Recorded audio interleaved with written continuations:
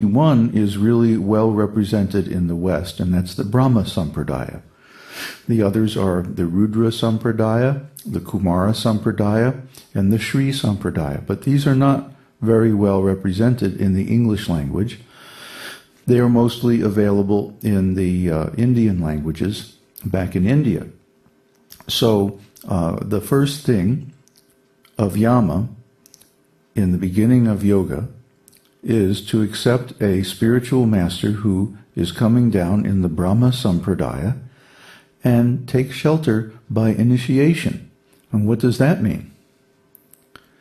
Well, in the Brahma Sampradaya, there are 4 requirements for initiation.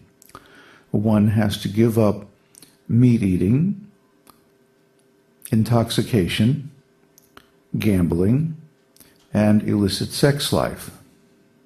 Well, these 4 things are pretty much the foundation of Western civilization: meat eating, intoxication, illicit sex, and gambling.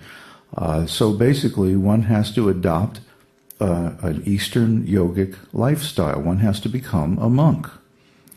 And if we're not willing to do that, then we don't qualify for this initiation, and a bona fide guru would not accept us. So the first thing we have to do in the study of yoga is to become pure enough to be acceptable by a bona fide spiritual master. That's really the first step of yoga, yama. And niyama begins with rejecting meat eating, intoxication, gambling, and illicit sex life. Yama niyama. Well, there are lots more details, but you get the picture. So if we are to study yoga successfully and reach the perfection of samadhi, then we have to start from the beginning on the right foot. If we try to skip over some steps, especially the preparatory steps of yama niyama, and just begin with asana, pranayama, and so on, then we won't be able to get very far. And sure enough, the Western yoga schools do not teach the higher stages of yoga. They teach only asana and a little bit of pranayama. They don't really teach anything beyond that. Why? Because if they tried to teach it, it wouldn't work. Why not? Because the students aren't qualified by yama niyama. Neither are the instructors, by the way. So this is one of many, many examples of how a bona fide spiritual teaching sourced in the original Vedic literatures becomes changed, altered beyond recognition in transition to the West by people who don't really know what they're doing. Let's take another example. Tantra. We've all heard of Tantra. It's quite controversial. It involves meditations based on sex, right? Wrong. Tantra, in the original, is a large collection of literatures about all kinds of different subjects, but the common theme is how to live a spiritual life in the material world. Now, in one corner of the Tantras, maybe 3 or 4 volumes of those 11,000 different books that we talked about that are all termed Tantras, there's a few books, a handful, on how to have good sex life. Okay, that's part of life, granted. Making nice children is a very important skill for householders. But there are so many other things one needs to know to live a spiritual life in this material world. How do you build houses? How do you manage a community? How do you take care of animals? How do you take care of people, for that matter? How do you manage a farm? How do you manage a city? How do you build things? How do you do stuff? How do you design things so that they're harmonious with nature, and so on and so forth? How do you farm in such a way that the land isn't depleted over time? We have to know these things, or we're going to get ourselves in trouble. So the Tantras cover all these different subjects in tremendous detail. how to live in God's kingdom without ruining it. Unfortunately, we haven't paid much attention to that skill. We're ruining the world as fast as we can and trying to do a better job all the time. And we're largely succeeding. So because we're not paying any attention to the tantras, what are the tantras exactly? Well, they're books of instructions. This is how you do this is how you do that.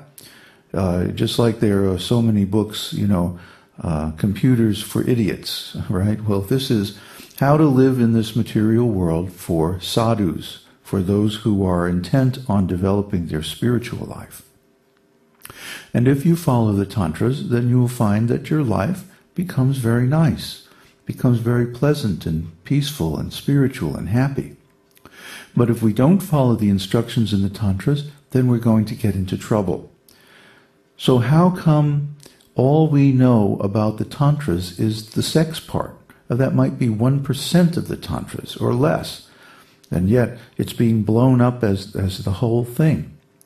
It's about the same as saying that Borders is a pornographic bookstore because they stock a couple of copies of The Joy of Sex. It's ridiculous. Well, this is part of the disinformation campaign that was mounted to discredit Vedic sources and to steer people's attention away from them by making them look ridiculous. Yes, it's ridiculous, the idea that you can attain enlightenment through sex. It's not possible. It may be possible for Shiva or somebody like that, but it's not possible for an ordinary human being, so forget it. This is a distortion of the original purpose of the tantras. That's not what it is really about. So how did these distortions come into existence, and why are they being peddled in the West as the original material?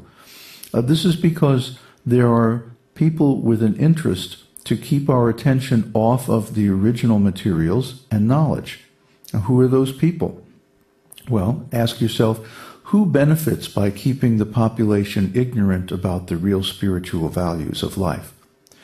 Who benefits by disempowering everyone from spiritual advancement and turning their attention towards material things only? Who benefits? Those are the people who are most interested in misleading us and keeping us from the real spiritual teachings. So if you analyze the situation, you can understand that there are a lot of people who have an interest in keeping us away from real spiritual knowledge. And this has been going on for quite some time. And we have understood the history of this whole mess in the Esoteric Teaching Introductory Seminar, and we teach it. So this leads us to the next step, which is real liberation from material entanglement. And that's a necessity. But before we can get to that point, we have to reject the false teachings and accept the real teachings. What we're teaching is coming directly from the original Vedic source material. We haven't changed even one word. Therefore, one should take shelter of this esoteric teaching if he really desires to advance in spiritual life and rediscover his perfect body.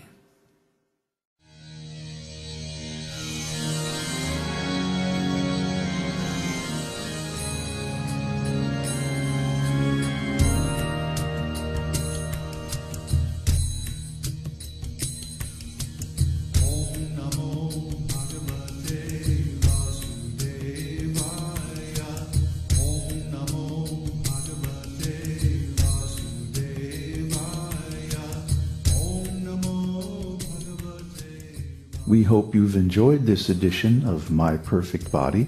This is David Hughes, your host, reminding you to visit us on the web at esotericteaching.org.